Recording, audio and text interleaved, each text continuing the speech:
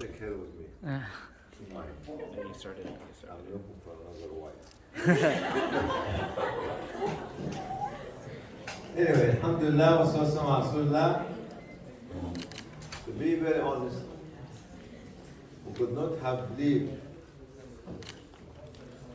that the journey of Islamic belief will bring us here after 38 years. 2024 is the 40th anniversary of Islamic belief. A journey started with commitment, with dedication, and with clarity of vision, and with one objective: help, help, help. A journey that started, most of the people were in this journey in the 80s and 90s at your age. Secondary school students, university students. There was not many ISO in UK, but to ice hockey. Ice hockey? You ice hockey? It's English. Yeah. Yeah. So this journey means that you are on the right track. My ask was for two of the young people in the room. What are you going to do when you get your degree? They said, I get a job. I said, so what? What's next? I become a CEO. So what's next? What's next? There's next after what's next.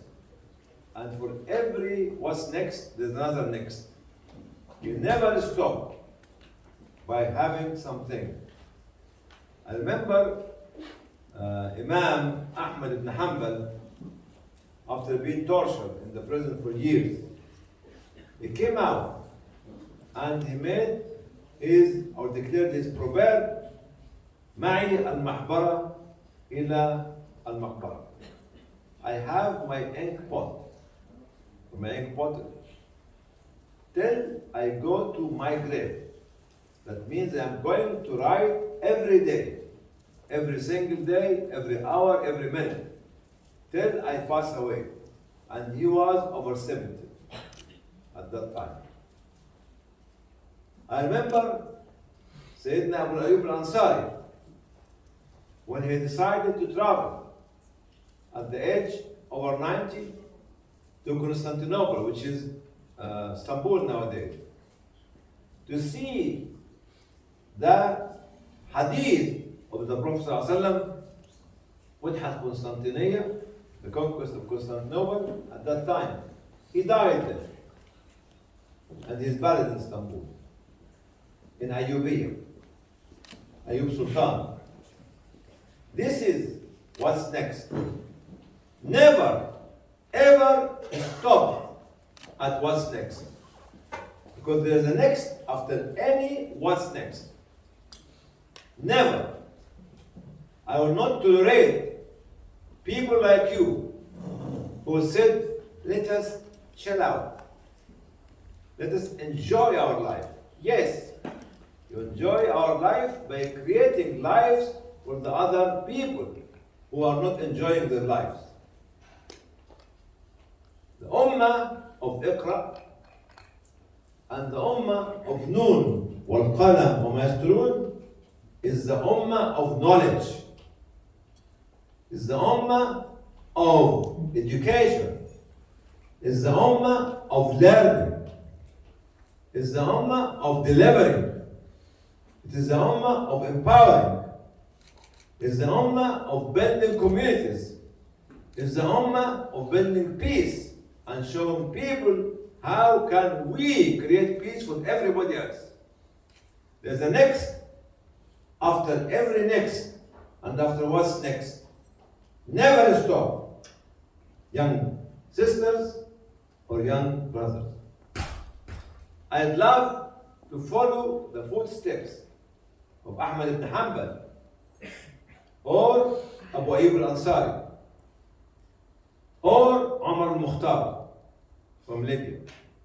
And we know who is Umar al-Mukhtar, the lion of the desert, and we know who is Ahmad ibn Hanbal, and we know who is Abu Ayyub al-Ansari. So young people, the Ummah is waiting for you. Don't ever and never underestimate your ability and capability. Your drive, we are waiting for you. Khalas, don't wait for me. We started the journey and you have to finish it. And to have to pass it to generations after you. Non-stop. The ummah of knowledge, the ummah of learning, the ummah of education should be the leading ummah.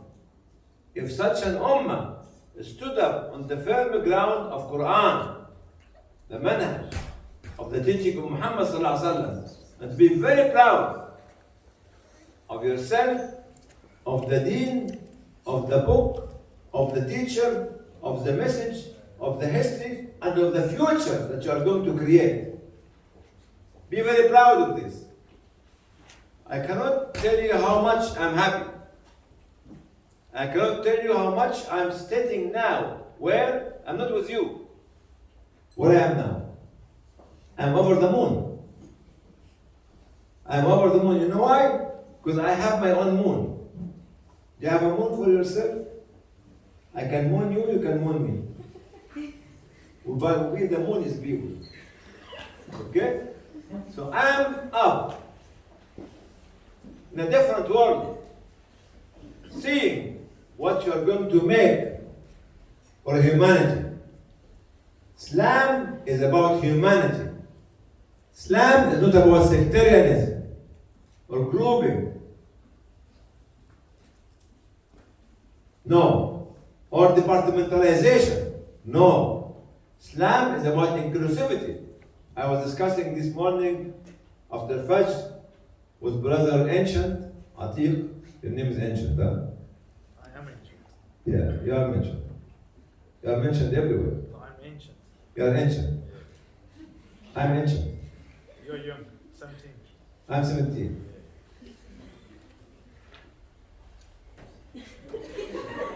Thank you. I'm still teen. Because I like teen in Arabic is fig. Because I love eating tea with fig. We mentioned this, what did we mention this morning? A lot, many things. Huh? Many things. The journey. Because I forgot what I was going to talk. You distracted me. It's because of you. Because of you. Patricia. Get here.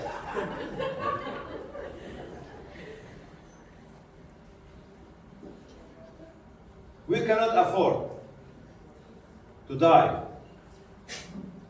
Because we are not going to die. You know why? Because each and every one of us in this room has a message to deliver. And the people who has the message to deliver never die. Because the message live forever.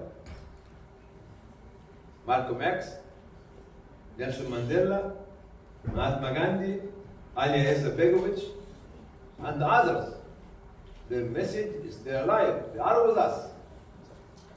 And each and every one of us, you see, I'm pointing my finger with threatening style.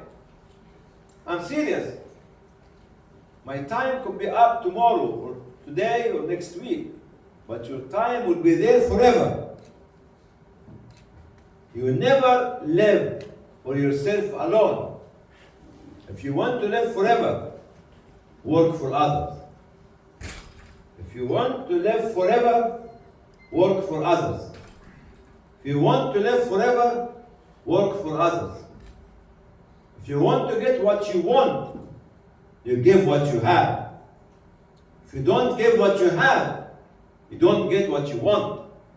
It's a relationship. Between whom? Between us and Allah. Allah gives us life and to give it back to the people of Allah, whether they are Muslims or non-Muslims, black or white, African or Asian, wherever you are. This is the message of Islam, the message of inclusivity. You know inclusivity, which I was discussing with Brother Ancient this morning? Muhammad sallallahu alaihi wasallam, at the time of the conquest of Mecca, the triumphant time, you know what he said? Who enter his own house is safe, or she is safe. Who enter the house of Allah is safe. and who entered the house of Abu Sufyan is safe. Why did he mention Abu Sufyan? And he was Mushrik, and he was not Muslim. Because he wanted to include him in his message. This inclusivity. Prophet ﷺ mentioned the people who used to try to fight him and to kill him. Remember somebody else? Can't I just remember his name later on. When the Prophet ﷺ went to a Taif, and the children were stoning him, making mockery of him, and the angel came down and said, do you want me to bring the two mountains on them? He said, no. I want maybe one day from amongst those people, believing individuals will come out of them. He came to Mecca and he wanted to have ijab, somebody to protect him. Mut'am ibn Adi, I can't remember the name anyway. I think Mut'am ibn Adi. And he told him, can you make ijara for me? Mut'am came out with his 11 sons, wearing the armament, stood in front of Kaaba and said, we are Nujir, the Prophet ﷺ, to protect Muhammad ﷺ. They were trying to humiliate him in Al-Ta'if. Mut'am did not become Muslim. This is inclusivity. Listen to this. Never ever exclude anyone. Never ever exclude anyone. At the time of the first triumphant winning of in the battlefield of Badr, there was a lot of prisoners of war that Muslims have captured. You know what the Prophet ﷺ said? If Mut'am is with us, Mut'am died as mushrik. If Mut'am is with us today, I will ask him and will consult him what to do. He remembers people who are not Muslims. People like Abu Sufyan who are trying to fight against him and to kill him.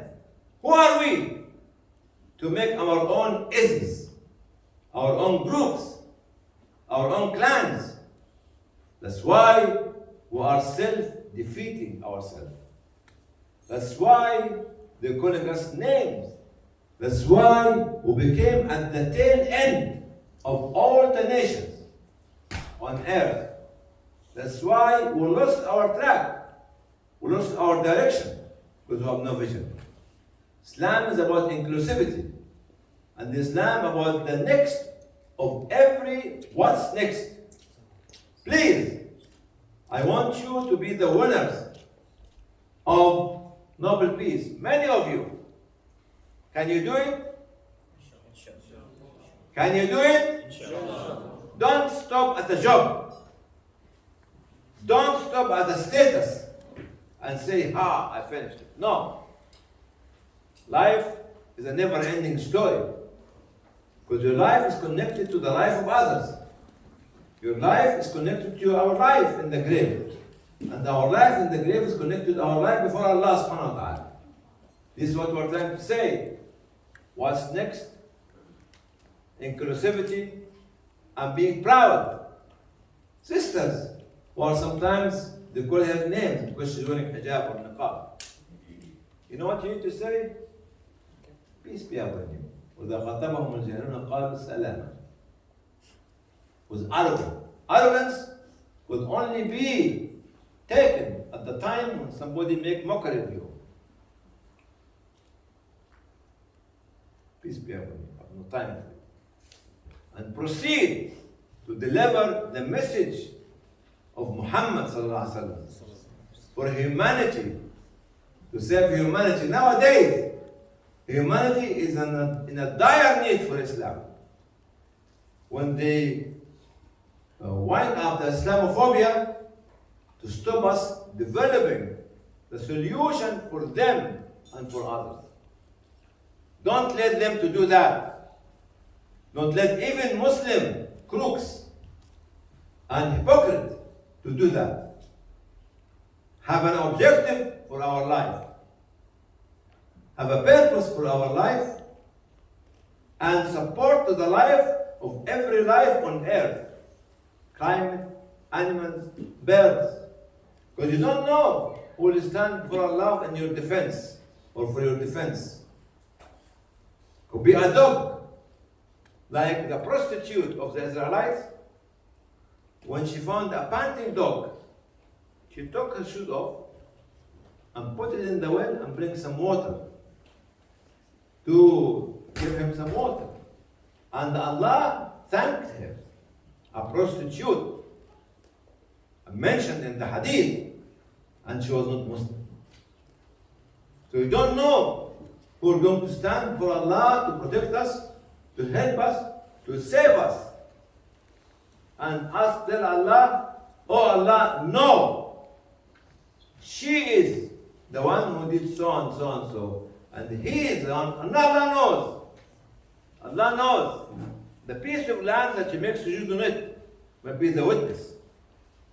The angels might be the witness. The animals might be the witness. The birds might be the witness. Everything can speak with the will of Allah. Everything can react with the will of Allah. Because Allah is the creator, the giver, and the one who does not want anyone on earth to go to hellfire. Allah is the Rahmah and the Maghfirah and the Wadud and the Shakur. So to conclude, can the brothers stand up, please? All of you. And can the sisters stand up, please? And this is my last declaration for you. I might not see you next year. I don't know. I don't know. I want a commitment that we will never give up to save humanity. We will never give up to be the pioneering individuals who can produce solutions for every community on earth. We will never give up by people who are trying to twist our arms or to call us names. We will never give up at all. All this was tarnishing that they are making against us. We'll never give up. And this commitment, if you can say it to yourself, not to me, between you and Allah, between you and the angels who write everything for you, to let Allah to bear witness your commitment. I love you, and I cannot believe that we have the solution, but we are not able to put it on the table. You do it. You do it. We might have failed you of deliverance, but don't fail the generations to come. I might have failed you to do it, but never forget that the Ummah, the Alam, the whole world, the universe is waiting for you. Your responsibility before humanity and for Allah is unimaginable. We are not anyone. We are not anyone. We are the saviors, Bismillah subhanahu wa ta'ala. We are the custodian, Bismillah subhanahu wa ta'ala. We are very proud Ummah. Ummah, when we do what? When we have the Quran as the foundation of our life. When we have the teacher as the guideline for our life, sallallahu alaihi wasallam. When we are our history, know our history. Know our history. We don't know our history. We don't know our history. We don't know our history. Great history. Come from Balkh, come from Central Asia, come from the Arabia, come from Turkey, come from Andalusia, and all come from Africa, and all this history is about creating civilization and renaissance. Not about destruction, not about killing, not about deceiving, not about voting, No. No matter what they have said about us, we are the Ummah that humanity is desperately waiting for you. Why not raise the expectation of humanity and save it? Don't stop at the first next. I conclude by saying a proverb by Umar ibn Abdul Aziz. Umar ibn Abdul Aziz was the most handsome, elegant, good looking. I look like him. Good looking, not middle class. Yani he's a great grandson of Umar ibn Khattab. And when he used to walk in Mecca or Medina, girls were, Umar's here. You know, each one of them would like to marry Umar ibn Abdul Aziz. And he said, أنا عندي نفس تواق. I have a soul which always have high expectation. He loved his cousin Fatima, and he wanted to marry her. He married her. Then his second dream was to become the Amir of Mecca and Medina, or Mecca only, or Medina only. He became the Amir of Mecca and Medina. The third wish was he would love to become the Khalifa, like his uncle, like his cousins, like his great-grandfather, which is Umar ibn Khattab. And he became the Khalifa. And they said, now, my nafs is looking forward for Jannah. Forget about all this glamour. Forget about everything. And he died as shaheed. Alhamdulillah. But he died. But he was the leader, or actually the Khalifa, of the strongest country on earth, the wealthiest country on earth, and did not have money to be buried, have the coffin for him. Because he left for us the legacy about Umar ibn Abdul Aziz, who was spread justice in less than 2.5 years. And be Umar ibn Abdul Aziz, be Fatima, be Aisha, be Umar ibn Khattab. This is our role model. This is our role model. Stand up for that, sisters and brothers. I finished. Where is the boss? Come on, boss. I'm standing. Come on. Anybody else would like to come? I stand next to them. Come on. يا عميمة تعالي يا أختي أنت يا أختي أنت يا أختي تعالي أنت يا أختي يعني من نيجيريا. Because I love Africa. I'm African. And you're African. Are you Tunisian Africa? Of course. Come on, Africa. You know why I'm standing next to them?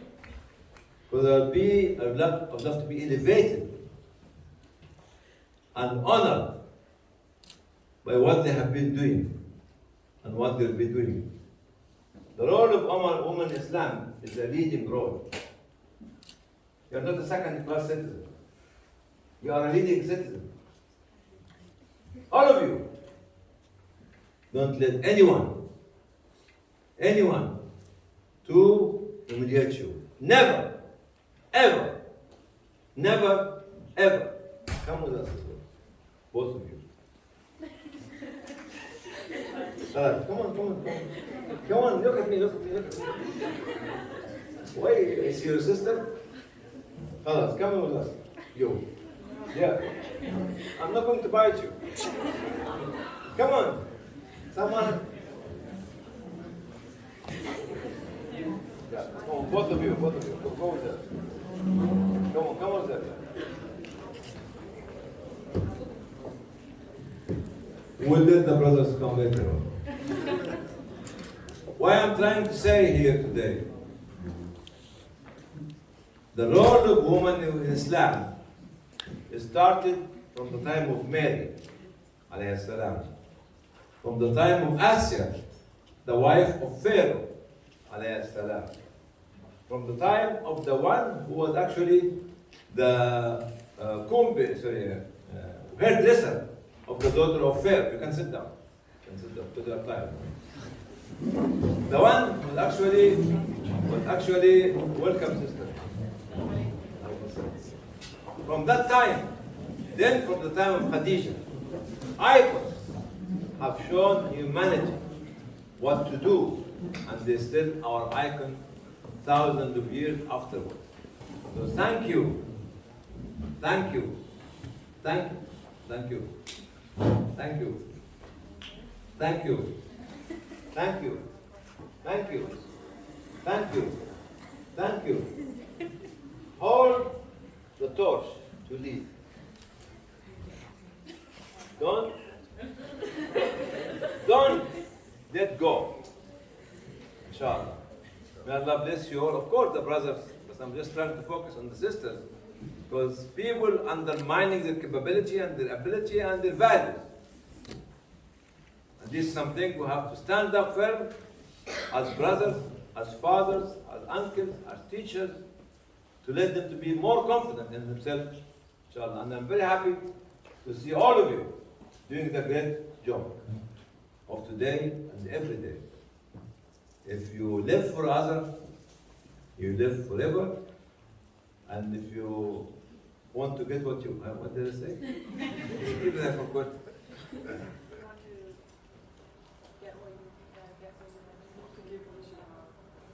If you get what you want, if you want to get what you want, you give what you have. Thank you. And actually, all of us should actually salute them.